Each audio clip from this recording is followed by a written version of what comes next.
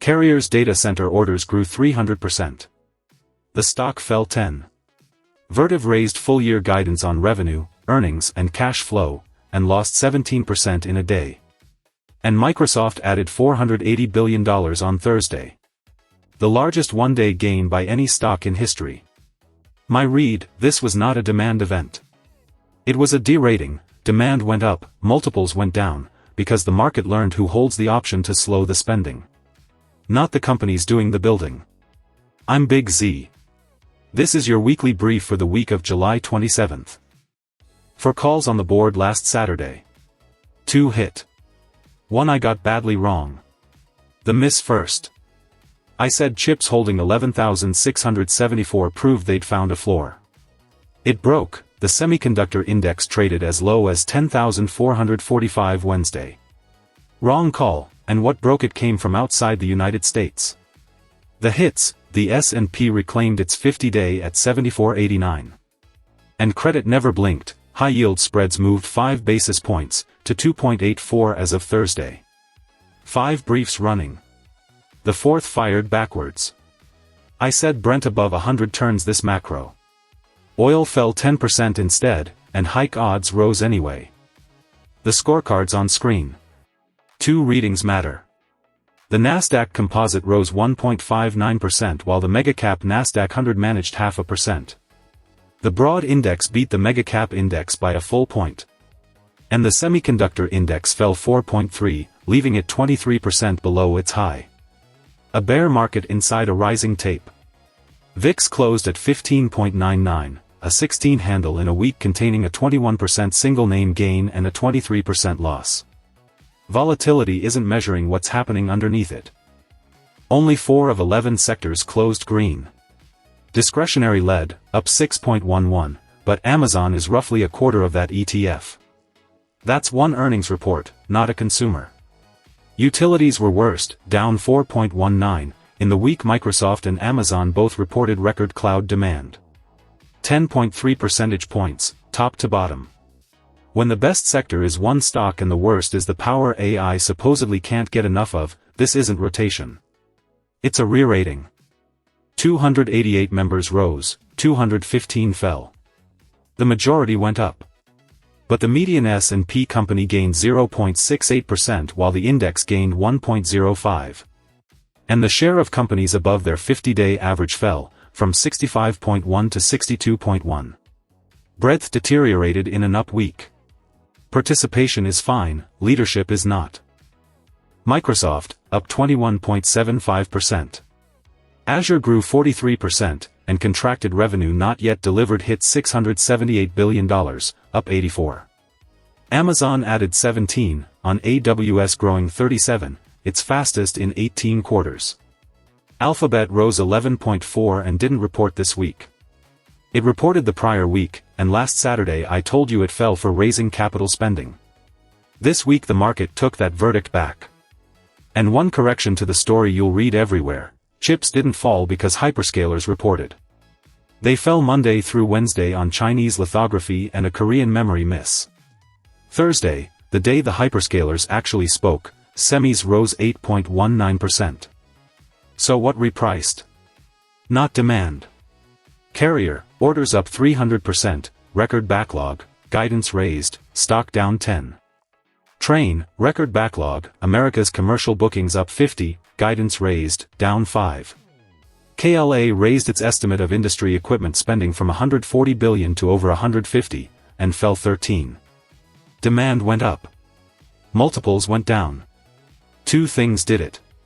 Sunday, Nvidia in talks to guarantee $250 billion of financing for an OpenAI campus, because the tenant has no investment-grade rating. The marginal data center is now financed by its vendor. Wednesday, Microsoft's CFO said land and data center builds are actually quite flexible, the timing can be changed on much of that. Microsoft posted the biggest one-day gain in history that same session. The lever is everyone else. This channel spent 3 episodes on exactly these companies, the contractors, the grid queue, the cooling. Subscribe and they're one click away. 3 signals the recaps skipped. Credit first. Of 91 hyperscaler bonds issued this year with comparable pricing, 78 now trade at higher yields than they were issued at. Order books went from 5 times covered in February to under 2 times in July. Equity spent this week rewarding companies for not spending. Credit spent it repricing the ones that do. Freight second. Old Dominion's revenue per hundredweight rose 15.2%, 5.5x fuel, while tonnage per day fell 4.1. C.H. Robinson beat and fell 20.8. Saia beat, set a record, fell 18. And in June the spot truck rate passed the contract rate for the first time since February 2022. That's not demand returning, that's capacity leaving faster than freight is. Third, tankers. Gulf to China supertankers earned near $382,000 a day and kept climbing, and the equities went nowhere. When equity won't capitalize rates like that, the market is calling a peak. The Fed held, and 3 people voted to raise. Chair Kevin Warsh's committee held at 3.5 to 3 3/4, 9 to 3. All 3 dissenters wanted a quarter point higher, the first same-direction trio since 2016. The data cut both ways. GDP missed at 1.5% annualized. Core PCE came in cool. Then Friday's employment cost index ran hot, 0.9 against 0.8 expected, and real wage growth turned negative for the first time since the end of 2022. Weak growth, cool prices, hot wages. The bond market picked one, the 30-year touched 5.25, the highest since 2007. And Jersey Mike's, the year's largest consumer listing, 10 times oversubscribed, opened below its $23 price and closed day 1 down 5.7%.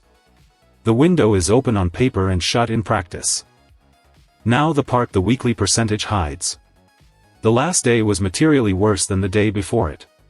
Thursday, the semiconductor index rose 8.19% and Micron rose 18. Friday, semis added 0.07%, and Micron gave back 5.9, a 24-point reversal in one name between Thursday and Friday. The rebound had exactly 1 day of legs. Underneath, Friday was narrower in every way that matters. The Russell 2000 turned negative. Equal weight fell 0.17 while the cap-weighted ETF rose 0.72, the widest single-day separation of the week. The index closed green on Amazon, Alphabet and Microsoft. The average stock closed red. That is not the same setup as a week ending on broad strength, even when the weekly number is identical. One thing can gap this market before Monday's open, and it isn't a data release. OPEC Plus meets Sunday, expected to ratify another 188,000 barrels a day for September, completing the unwind of the 2023 cuts. Oil already fell 8.7% in a single session Monday, on a U.S. strike pause that is unilateral. Iran says there are no negotiations. Nothing is scheduled. That matters because this Fed already has 3 votes for a hike, and oil is the one input that can move the inflation math faster than anything on the calendar. 2 quick notes. Berkshire's quarterly is not this weekend, the advance notice never went up. And China's factory index fell into contraction at 49.2, while its equipment and high-tech sub-indices stayed in expansion. Weak economy, resilient capex, the same split we're pricing here. Friday's payroll report is the week, and most people will read it backwards. The street is near 90,000 after last month's 57,000 miss. Here's the flip. With 3 Fed officials already voting to hike and September priced between 55 and 63% for a hike, a strong jobs number is now the bearish outcome. The opposite of the reflex you've been trained on. Before that, every layer of the stack reports in 5 sessions. Compute, AMD Tuesday after the close. Heavy equipment, Caterpillar Tuesday morning. Power, Constellation Thursday, Vistra Friday. The builders, Sterling and Powell, Monday night. So the call. Base case, about 60-40, the S&P holds 74.71 into Friday, and semis do not reclaim 11,674 before AMD reports. Second, about 2 and 3, at least one of Caterpillar, Constellation or Vistra trades down on an inline or better number, because what's repricing is the multiple, not the demand. And what proves me wrong, if Caterpillar beats, raises and closes higher Tuesday, the regulation downgrade was the mispricing and this was a washout, not a derating. I'll grade all of it next Saturday. One global line. The dollar's biggest move of the week was Thursday's fall of as much as 3% against the yen, on suspected intervention, a reminder the long end here isn't priced in America alone. The bottom line, record backlogs protected nobody this week, because a backlog is only worth what the customer's option is worth. Watch 7471, watch 11,674, watch 3% on credit. That's your weekly brief. I'm Big Z, follow me, see you in the next deep dive.